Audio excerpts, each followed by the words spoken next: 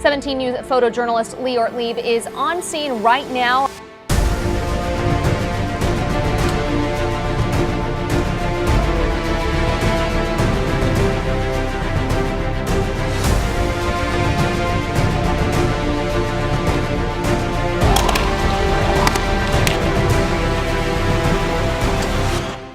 Sabrina was innocent. The defendant will be sent to the Department of Corrections for the term prescribed by law of 25 years to life. Tonight, Dayline NBC dives into the case. 18-year-old Bianca Jackson was shot and killed. Police say the man whose identity has not been released was shot to death just outside Arvin, lying on a dirt road. The discovery that shocked even seasoned investigators.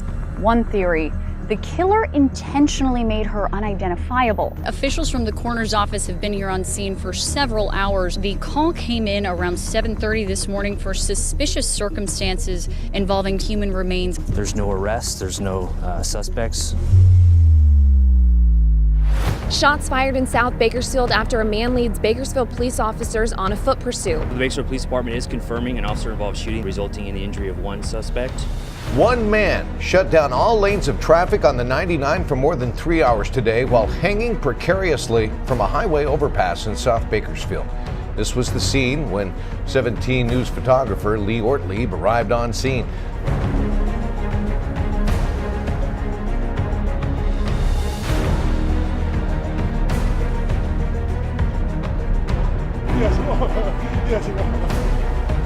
We've had an extensive search throughout the desert. 17 News photographer Lee Ortlieb has been out in Mojave all day long. Where does the search stand right now? So right now the search has been completed. This morning, search teams with helicopters and dogs fanned out to find the 11-year-old girl. A gang sweep on the streets of Bakersfield. Local law enforcement officers moving in and arresting gang members. I'm here at Beverly Drive and Potomac Avenues where this appears to be a SWAT standoff. When our officers attempted to breach the door, they were met with gunfire. Oficiales de la Patrulla de Caminos de California iban a servir un orden de arresto. Somebody needs to step up. Traffic at a standstill. 17 News photographer Lee Ortlieb has been up there for most of the morning in this. We're getting a pretty good downpour here, and the other thing that we've got, Alex, is I was talking earlier about I expected the winds to pick up. I'm fairly dry right now, but earlier this morning, my photographer Lee and I were drenched. Yesterday, though, snow, wind, and rain, our photographer Lee Ortlieb, who covered it all for us, spotted this, a rainbow. And it certainly seems the berm worked for the most part. As you can see, this side of the street completely flooded, and you look at that side of the street over the berm, dry as a bone. We're standing here at Brook and Cottonwood, just north of where the majority of this fire has been happening, and the site has been truly incredible to watch. We actually saw horses running free in this area, trying to presumably escape the fire, and we saw people who own horses in that area run into the smoke. Everything that I own was burned up. Here's a live look at the scene right now, thanks to photographer Lee Ortlieb. Take a look at those flames. As you can see, we have the ladder truck with our elevated hose stream. Those winds really continue to gust in the area. Lee told us a little bit ago they were picking up. A big thank you to Lee for being out there in this. You know, he's a photog and he's in the elements all the time. More than 350 first responders battled the flames at the Calgary fire this afternoon. Black ashes the size of a leaf in our yard, flying everywhere, so that was scary. Overnight, a wall of fire stretched over the Ventura Mountains. They're patient. They're waiting to hear if they can return. Outside, the horses are in these stalls taking refuge from the raging wildfires that are just up the road from here. The blaze has experienced firefighters perplexed. The fury of Mother Nature is hard to handle. I'm here at one of the homes that was destroyed by the Thomas Fire. You can see this car here is completely gone, as well as the home.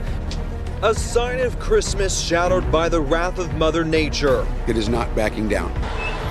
Homes atop of the once green mountains of Ventura are no more as the fierce flames consume everything in its path. Vice President Mike Pence arrived here in Mojave. Mr. Vice President, how'd you like Kern County? How'd you like Kern County? Very inspiring. You can hear Vice President Mike Pence responding to my question, finding Kern inspiring. As you can see, students are coming back from the protest. They say they want to make a point that they're not here just to get out of school. They're here for an educational purpose.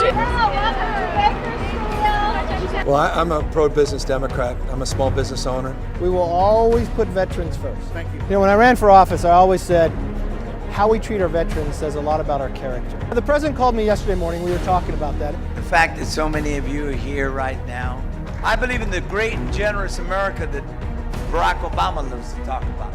Live in downtown LA, KC24, News That Matters.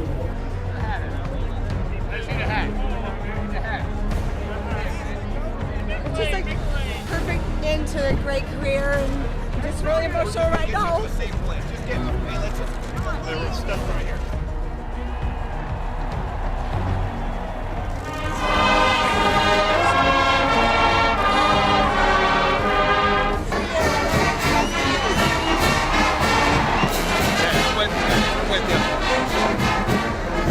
This is supposed to be the premier event here at Bakersfield Speedway. The Winter Showdown starts tonight with qualifying. The gates open at 5:30. Racing's at 7:30. Lee's sliding out the side. It's a huge race. Obviously, it's the highest paying super late model race in the country. I'm a first generation racer. I started racing local go-karts at the age of 9. Kyle Busch finished third in his first appearance at the Winter Showdown in 2017. 300 laps for $30,000 up next.